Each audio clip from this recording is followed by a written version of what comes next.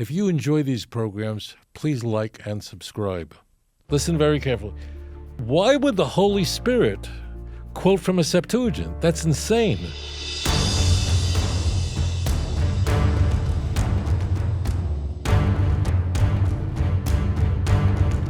It's very, very good that you're here, and maybe you can one more explain and summarize it, or maybe going into detail why it's correct what you said about the difference between the quoting from Hebrew 8:9 and Jeremiah 31:31. Yeah, with the covenant and husband unto them versus and I disregarded them, says the Lord. Yeah, where is the problem in these two chapters? So let's take a look at Jeremiah 31, a prophecy that was written 2,500 years ago.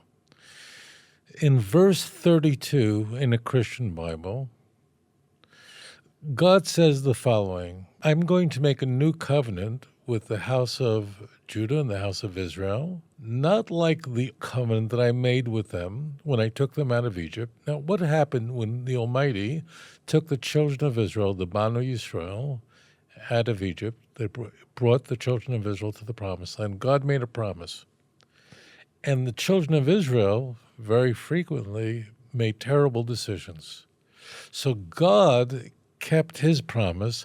He was a husband to us, or the word Baalti, he was a master over us. That means he kept his word. But on the other hand, the children of Israel sinned. Okay? Just so people understand, the prophets very much are devoted to telling us about every mistake that the Jews make. So what God is saying, I was the husband to the children of Israel, but the children of Israel broke their side of the covenant. Now, the chapter will continue to say one day the children of Israel return back to the land of Israel and they'll never be expelled again. That's where it's going. Now, Hebrews chapter 8 is not interested in this at all. Hebrews chapter 8 wants you to understand why Judaism is finished, why the children of Israel, or the Old Covenant, or the Old Testament, that's where the term Old Testament comes from. Why do Christians use this term but Jews don't? Because of Hebrews chapter 8. So Hebrews chapter 8, we think, is quoting Jeremiah 31, but it wants to convey that, in fact, God disregarded the children of Israel, disregarded them. It's the exact opposite. So in Jeremiah 31, verse 32, God says, I was a husband to them. So the word in Hebrew, Baal, could mean in Tanakh, a husband is called a Baal. Also a master, someone who is an owner, could call Baal. So God is saying, I was their husband, or I was their master. The author of Hebrews doesn't want that. So what does the author of Hebrews do? It changes it to read, and I disregarded them. But it doesn't say that. Now, in case you're not sure about how I'm reading Hebrews chapter 8, so in verse 9, the passage ends, and I disregarded them. And if we just go 4 verses later to Hebrews chapter 8, verse 13, just so you know that I am not mischaracterizing Hebrews, because somehow I don't like Christianity, and perhaps I am not being charitable with the New Testament, or I'm saying this because I want people to not like the Christian religion. Okay, it's not the case. I'm quoting it in context. The last verse of Hebrews 8 is, in that he said speaking of a new covenant, this is still referring to Jeremiah 31, he makes the first covenant obsolete. And whatever is obsolete and outdated will disappear, will go away, completely destroyed, or utterly destroyed.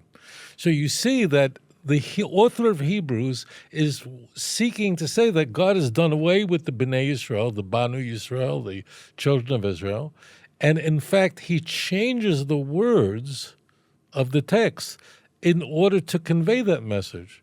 How do you play with the Bible? How do you change it? And if you're going to change it, you think a Jew is going to become a Christian? Like, why would you do that? These sort of playing with the original text is a corruption. This is not a mistake. This is very deliberate. Christians in particular who believe that the Hebrew Bible is holy, it's all holy, they have to ask the question, why did the book of Hebrews change it? And it changes the Bible many times in a very specific place. Why did they change it? And the Septuagint, which is a Christian product, this is what Christians will all say, that the Septuagint, a Greek translation of the Bible, backs up is consistent with Hebrews. But the reason for that is the Septuagint of our day, which is a Greek translation of the Bible, came through the church. And the church is I don't think it's complicated. What the church did was it created a Greek translation that would be consistent with its corruptions. I just want to make one point to get this very clear to the viewers. The Christian claim is that I can prove to you that Jesus is the Son of God from the Hebrew Bible, from Tanakh. That's their claim. Their claim is that I could prove to you that Christianity is the true religion, the only true religion, from the Hebrew Bible clearly. That's their claim. And then we go, well, let's take a look at this. And then it's not there. And it's corrupted. And we have to go to Greek translations. But that wasn't the original claim. This, my friends, is a huge problem. Thanks a lot. I have two questions to understand it better. First of all, why should what's your point of view? Why should the author of the Hebrew book change this important sentence? I mean, like you said, in Jeremiah it stands, "I was your husband." Yeah. And I mean, it's a picture, like you said. Yeah, it's a picture what God used. Yeah. Isaiah 54 also has God as Israel's husband. It's the same. That's not this is all over Tanakh. The only two places in all of the Bible where that Hebrew word appears, Baalti. Now the root, like in Arabic, Hebrew is this sister language. It's all roots. It's like, let's say, cousins. They're very close languages. Okay, so this root Baal, a husband or a master, appears all over. The root does. But this exact formation, this precise formation with the prefix and the suffix only appears one other time in all the Hebrew Bible, and that's in Jeremiah 3, verse 14. Same book, just chapter 3, verse 14, and there it's translated correctly. I was your husband or your master.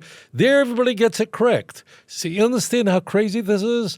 In Jeremiah 3:14, you have the same Hebrew word, and there nobody plays with it. And there the Septuagint translates it correctly. This is criminal behavior. That's all I could say. So, Hans, Yes. the point that the Christians are trying to make is that Paul reads the Septuagint version of the Hebrew Bible, and that's why he said different things.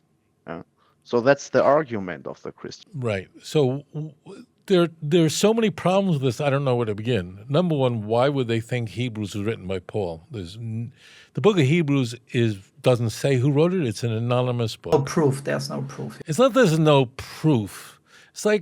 It's just there's no reason to even believe that. For those of you who read the book of Hebrews, it's written very well. It's very systematic. There's no reference. All of the letters, 13 letters of Paul, state that Paul wrote it, and he repeats it. I wrote it, I saw it, and I did it. There's nothing in the book of Hebrews, nothing like that. Moreover, Paul was a person who was very, in English, called temperamental. He got angry very easily. So if you read his writings, he just gets very, in Yiddish would say, verhitzt. I speak Yiddish, so it's like verhitzt means heated up. He's very, anyways, he had a big temper, right? So he's just all over. He's back, forth. He's very angry and upset, and it comes through in all of his letters, that style. The book of Hebrews is written in much better Greek, and it's very systematic, very, very, so it's silly for people to say that that Paul wrote Hebrews, and I should say, to defend Christians, most Christians, almost all Christians, concede that Hebrews was not written by Paul. So it's silly. That's number one. Number two is, there's nowhere that it says that Paul was using a Septuagint. Nowhere. This is like made up from a UFO.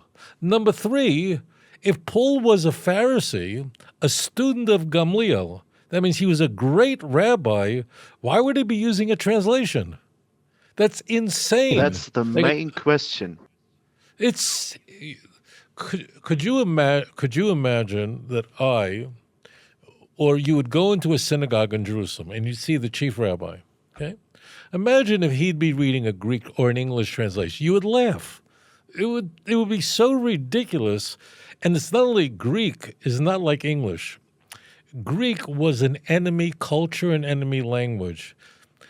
Please don't be offended, but it would be like a rabbi reading in German to himself. Germany, why would we be writing it like it doesn't? It makes no sense. Moreover, we're going to go crazier now. I'll take you somewhere you've never been before. I'll say something I don't think I ever said on air. You have to listen very carefully. Christians are claiming that the writings of Paul are not his own thoughts and reflections. They claim that the letters of Paul wrote these letters with the Holy Spirit, that he was a prophet. Paul says that whatever he says is directly from God, and he has a revelation directly from Jesus Christ. Directly. He doesn't have from the apostles in Jerusalem. The Holy Spirit is in him. Now, this is what you have to believe. Now, listen, this is a little deep, but you have to listen. If you understand this and you're a Christian, you'll immediately cancel your credit cards. Listen very carefully. Why would the Holy Spirit quote from a Septuagint? That's insane. That means Paul is a prophet as far as Christians are concerned. So let's say we say Hebrews written by Paul. Whatever. Almost no Christian believes that today. The church fathers use that argument to get Hebrews into the New Testament. Everyone knows it's not true. When I say everybody, 95% agree. It's silly. But let's just say it was. Christians are saying that the book of Hebrews is a holy book.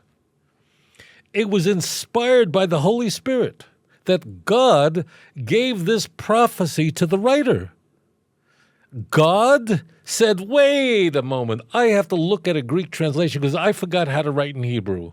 Why would God go quoting from a Septuagint? Last point. The claim of the church is, I can prove it to you from your Hebrew Bible. And then we look it up as a corruption. What happened to your original claim? That's the claim that matters. So that's very critical for people to understand this. If you enjoy these programs, please like and subscribe. אדון עולם אשר מלך בטרם כל יציר נברא לעת נעשה בחפצו כל אזי מלך שמו נקרא ואחרי ככלות הכל לבדו ימלוך נורא